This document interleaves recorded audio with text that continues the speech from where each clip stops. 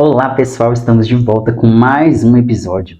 E o tema de hoje é uma pergunta recorrente que a gente recebe no atendimento às pessoas. Muitas delas chegam à igreja sedentas de conhecer a Deus, recebem até o batismo com o Espírito Santo. E elas falam assim, como que eu faço para ter mais intimidade com Deus? Outras, por exemplo, dizem assim, eu estou com muita intimidade com Deus porque eu medito na palavra, eu faço propósitos, eu subo montes, a intimidade com Deus está ótima. Mas o que é a intimidade com Deus? Como nós podemos medir a intimidade com Deus? É sobre isso que nós vamos falar. Então acompanhe com a gente, fique até o final, que pode ser que as suas dúvidas também sejam esclarecidas.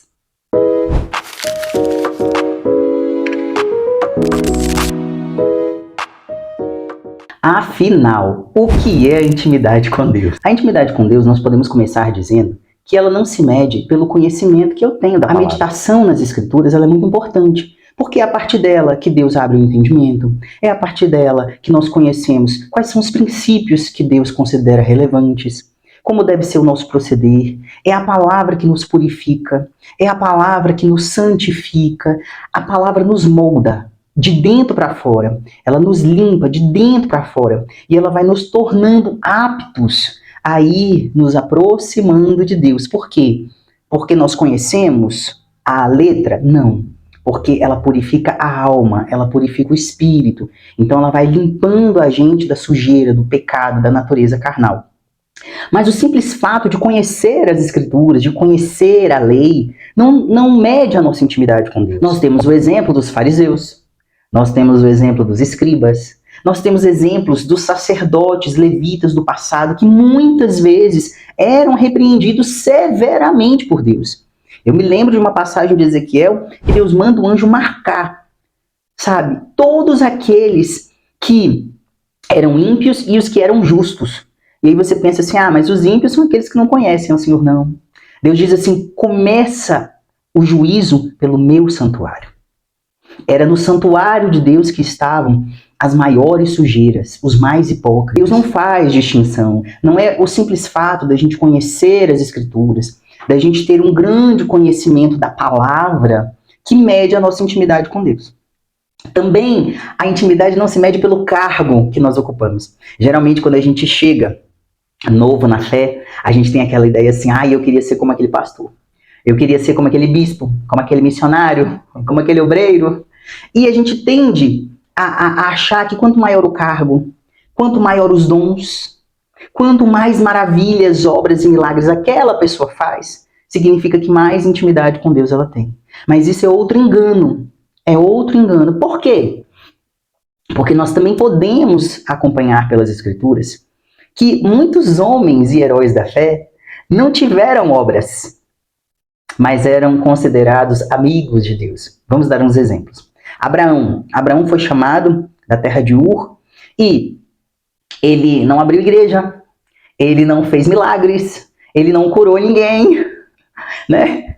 Ele não saiu evangelizando, mas ele foi chamado amigo de Deus. Todas as vezes que Deus ia se referir a Abraão, ele dizia assim, por causa da aliança que fiz com Abraão, meu amigo. Olha que privilégio, gente. É um privilégio. Porque, assim, é Deus dar testemunho de alguém. E Deus nunca se esqueceu da aliança que fez com Abraão. E todas as vezes ele dizia, Abraão, meu amigo, meu amigo. Os que te abençoarem, abençoarei. Os que te amaldiçoarem, amaldiçoarei. É muito interessante, é muito forte isso. E aí nós podemos ver também, por exemplo, Moisés. Né? Moisés, claro, foi escolhido para tirar o povo do Egito. Deus operou muitas maravilhas através de Moisés, que foram as pragas do Egito, a abertura do mar. Mas não foi isso que mediu a intimidade de Moisés com Deus. Moisés foi o único a falar face a face com o Senhor. Quando Miriam e Arão falam de Moisés, Deus ouve e se incomoda e manda chamar os três. Né? Deus diz assim, olha, eu ouvi o que vocês falaram de Moisés. Ele não é só um servo, porque aos servos, aos profetas, eu me revelo de outra forma, mas com Moisés eu falo face a face. É muito forte isso, né, gente? É muito forte, eu fico maravilhada. E aí nós temos também Por exemplo, Davi, o homem segundo o coração de Deus. Davi cometeu erros gravíssimos. Além de adulterar com Batseba, ele mata de uma forma cruel e covarde o marido de Batseba.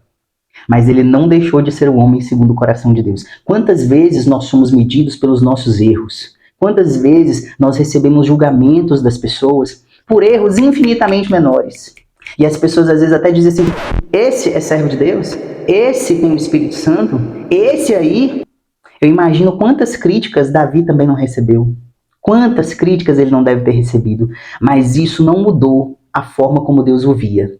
Deus o puniu, porque Deus não tem o culpado por inocente. Mas Deus não mudou o olhar em relação a Davi. Deus não mudou a intimidade que tinha com Davi. Nenhum outro homem foi chamado homem segundo o coração de Deus, a não ser Davi. E aí, só para a gente fazer esse paralelo, né, que a intimidade não se mede por obras, dons, conhecimento da palavra, nem por maravilhas, operação de maravilhas. Fulano liberta muito, fulano tem uma autoridade espiritual. Não, né? Abraão não fez isso, mas ele era amigo de Deus. Davi também não, mas era o homem segundo o coração de Deus. Moisés também não, mas falava face a face com o Senhor. E aí nós vou pegar como exemplo Paulo, né? Porque talvez nem tivéssemos igreja se Paulo, Paulo, junto com os outros apóstolos, não tivessem realmente encarado essa missão. Paulo, Pedro, quantas maravilhas eles fizeram. A sombra de Pedro curava. Paulo tinha experiências, Paulo viu o terceiro céu. Mas Paulo não é chamado amigo de Deus. Paulo não é chamado homem segundo o coração de Deus. Pedro também não. Os apóstolos também não. Então, vejam que a intimidade com Deus não se mede por obras. A intimidade com Deus não se mede pelo que eu faço, nem pelo quanto Deus me usa. Não é pelo quanto Deus me usa que eu meço a intimidade com Deus. E aí eu quero ler para vocês um versículo que está em Jeremias. Jeremias 30, 21. Farei com que ele se aproxime, e ele chegará perto de mim. Pois quem por si mesmo ousaria aproximar-se de mim, diz o Senhor. Esse versículo, ele me foi dado por Deus. Esse versículo não é sobre intimidade. O contexto desse versículo é Deus trazendo o povo do cativeiro. Mas ele foi resposta de uma oração que eu fiz a Deus. Eu me lembro que uma certa vez, alguma madrugada, eu falava com Deus e falava, Deus, eu tenho tanta sede de conhecer mais o Senhor. Eu tenho tanta sede de saber mais do Senhor. Mas como eu faço? Aonde eu vou? Quem eu busco? Qual caminho eu sigo? Porque se eu soubesse o caminho, eu mesmo iria. Mas Deus é invisível. As Escrituras eu já li, eu já meditava, eu já orava. Eu já tinha uma vida com Deus. Mas eu queria mais. E aí eu me lembro que eu abri a Escritura e Deus me deu esse versículo. Ele disse assim, quem ousaria se aproximar de mim se eu não o trouxesse? Quem teria essa coragem? Em outras palavras, ninguém pode se aproximar de mim ou ter intimidade comigo se eu não trouxer. A intimidade que a gente tanto busca, a gente alcança só se Deus nos levar. Mas então como Deus me leva a ter essa intimidade? Quando Ele encontra em nós um coração sincero. Quando Ele encontra em nós uma verdade no íntimo. Não é a falsidade. Não é assim, eu quero conhecer mais de Deus. Mas por que você quer conhecer? Porque eu quero dons, porque eu quero ter autoridade, porque eu quero expulsar demônio, porque eu quero mostrar para as pessoas que Deus me usa de uma forma diferente. Você não vai chegar a esse lugar. Deus não vai te levar a essa intimidade. Porque o que você busca é uma glória própria, né, através do poder de Deus. Esse não é o propósito. O que Deus me revelou foi isso. Que para a gente se chegar a Ele, Ele precisa levar. Mas Ele precisa encontrar em nós esse coração disposto. E quanto mais nós abdicamos e renunciamos a nós mesmos, quanto mais nós nos esvaziamos, mais espaço nós damos para Deus trabalhar. Então, é muito difícil alguém conseguir intimidade com Deus quando ela é cheia de si. Ela é cheia dos próprios pensamentos, ela é cheia de sentimentos, ela é cheia de achismos. Não, ou ela é cheia de doutrina. A gente se depara muito com um crente muito cheio de doutrina. Não, porque a doutrina, porque, meu amigo, o dono da palavra é o Senhor. Ele revela como quer, ele fala como que ele é soberano. Esquece essas doutrinas, esquece conhecimento humano. Deixa Deus falar. A palavra é dele, deixa ele expressar o que ele quis dizer com a palavra. O que ele quer dizer com aquele versículo. Por exemplo, sobre Jeremias. O versículo não é um contexto de intimidade. Mas quando eu orei e falei com Deus, o Espírito Santo, por aquele versículo, me revelou outra coisa. Então Deus ele não é limitado às nossas ações, aos nossos pensamentos. Não, não é assim que Deus trabalha. E aí você diz assim, mas isso aí é no Antigo Testamento. Depois que Jesus veio, não tem esse negócio. Então tá bom. Então vamos conferir aqui comigo. Nós vamos dar uma chegadinha lá agora em Marcos 9. Acompanha comigo. Diz assim, ó.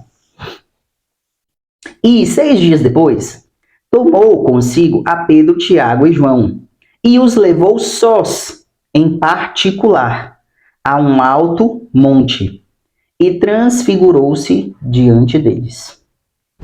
Jesus tinha 12 discípulos mais chegados e outros que o seguiam pelas ruas. Mas, desses 12, ele tinha 3. E a Bíblia fala que ele os levou em particular a sós. A sós. E ele transfigurou-se. Jesus se revelou aos 3 discípulos de uma forma diferente. Ele revelou a divindade dele. Ele revelou a intimidade dele. O que ele não revelou aos demais discípulos. Ou seja, essa intimidade não foram os discípulos que escolheram. Não foram eles que falaram assim, Senhor, nós queremos ter contigo intimidade. E o Senhor vai nos dar intimidade. Não, foi Jesus que os escolheu. Foi Jesus que falou assim, vocês 3, venham. Eu vou revelar a vocês o que eu não revelei a ninguém. E quando chega no final dessa passagem, Jesus ainda diz assim, não conteis a ninguém. Não conteis a ninguém. Até que se cumpra, ou seja, até que ele morresse, até que ele cumprisse o propósito dele, do sacrifício, não conteis a ninguém. Ou seja, é o Senhor que nos leva a essa intimidade. E qual é o papel do ser humano nisso? É desejar, é buscar, mas buscar com sinceridade, com verdade, querendo conhecer a Deus para ter com Ele um relacionamento e não simplesmente para usar esse relacionamento para aparecer, para ter vanglória. Não. Eu poderia dizer que a intimidade pode ser comparada a um casamento. Por exemplo, a instituição casamento. Como é que é casar? Você vai ao cartório, você preenche os documentos, você passa a morar com uma pessoa, você passa a dividir a vida com essa pessoa, a mesma casa, a mesma cama, e começa a ter vida íntima. Esse é o casamento. Mas todo casamento é igual? Não, não é. Em tese, todos os casais fazem as mesmas coisas dentro de um casamento. Porém, a vida íntima de cada casal é diferente, é individual, é íntimo, é única, é única. A mesma coisa com Deus. O Espírito Santo, por exemplo, quando eu recebo o Espírito Santo, é o momento que eu tenho o casamento com Deus. Eu me casei com Deus. Mas, depois que eu recebo o Espírito Santo, todo mundo tem a mesma vida com Deus? Não. Aí entra a intimidade. Porque o relacionamento de cada pessoa com Deus é individual. Quanto mais aquela pessoa se dá, quanto mais ela quer de Deus, quanto mais ela mostra para Deus que ela deseja conhecê-lo, que ela quer agradá-lo e servi-lo, e não ser servida, mais ela cresce em intimidade. Deus a leva a esse lugar de intimidade, onde ele mostra para essa pessoa coisas que ele não mostra para outros servos. Todo mundo é servo? Sim, todos são. Depois que recebeu o Espírito Santo, que houve o casamento com Deus, todos são servos? Sim, todos são servos. Recebi o Espírito Santo, estou salvo? Sim, estou salvo. Enquanto eu preservar o Espírito Santo, né? Então, estou salvo? Estou. Mas a intimidade com Deus é a mesma? Não, não é. A intimidade com Deus é individual.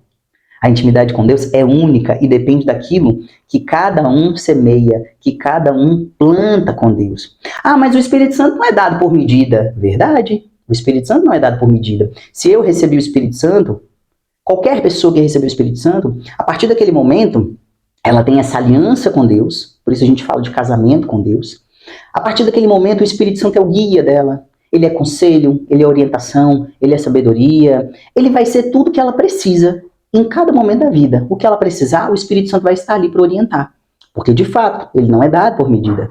Mas a proporção dessa manifestação vai ser diferente para cada um. Vai ser diferente. Por exemplo, o Espírito Santo é o Espírito de sabedoria. Está escrito. Se eu não me engano, em Isaías 11. Uma das manifestações do Espírito Santo é a sabedoria.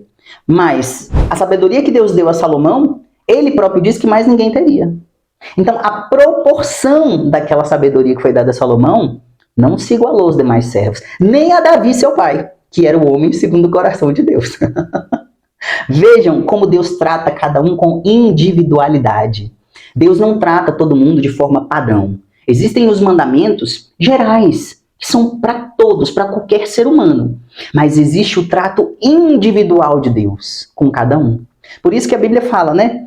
Quem tem fé, guarde-a para si mesmo. Paulo fala isso. A sua fé, guarde-a para si mesmo. Quem tem fé para comer carne, coma carne. Quem tem fé para beber leite, beba leite. Eu não posso medir as pessoas pelo meu nível de fé. Deus dá a fé para cada um de forma individual. E Ele trata cada um de forma individualizada. E a intimidade não é medida por obras. Então, muito cuidado quando às vezes as pessoas julgam muito, né? Às vezes tem ali aquela senhorinha na igreja, tem ali aquela pessoa que às vezes ninguém dá nada, que é desprezada, que não tem muitas obras. Né? Eu tô falando de uma senhorinha, mas pode ser qualquer pessoa. Ela não tem muitas obras, ela não participa de tudo, né, que tem na igreja, de repente. E aí as pessoas dizem assim, fulano, né? E aí a pessoa acha às vezes que tem mais intimidade com Deus do que aquela que não aparece tanto, ou que humanamente falando não faz tanto. Porém, não se engane, a intimidade com Deus é individual. A intimidade com Deus não é medida por obras, nem por conhecimento, nem por maravilhas. E você pode estar falando de alguém que Deus considera amigo, muito amigo, como foi com Moisés, como foi com Abraão, né? E eu finalizo esse vídeo deixando essa mensagem de Amós 3, que eu acho interessantíssima, que foi outra passagem que o Espírito Santo também me deu quando eu pedi a Ele para crescer em intimidade. E eu falava, Deus, eu quero te servir, eu quero te agradar. E aí Deus me deu essa passagem que até aquele dia que Deus falou comigo, eu nunca tinha lido. Então, eu guardei no meu coração aquilo. E Amós diz assim, certamente o Senhor Deus não fará coisa alguma sem ter revelado o seu segredo aos seus servos, os profetas. E aí a gente entende que profeta, né, não é aquele que fica revelando por aí, não. Mas os profetas eram escolhidos por Deus. Os sacerdotes, os levitas, eles precisavam vir de uma linhagem, de uma família específica, de uma tribo específica, né, que geralmente era a tribo de Levi. Mas o profeta não. O profeta Deus escolhia de onde ninguém queria. Muitas vezes aquele desprezado, muitas vezes aquele que ninguém dava nada. Amós é um caso desse. Ele era boiadeiro e cultivador de figos. E o Senhor disse, eu te escolhi hoje como profeta. Que o Senhor possa falar o que eu não consegui. Que você possa buscar em Deus essa intimidade, sabendo que o Senhor só leva aqueles em que Ele encontra um coração sincero, temente, verdadeiro. Que o Espírito Santo possa abençoar todos vocês. Até a próxima, em nome de Jesus. Se o vídeo de hoje te ajudou, se inscreva no canal, compartilhe com alguém e vamos contribuir para que a palavra de Deus chegue ao maior número de pessoas, porque o nosso Rei está às portas.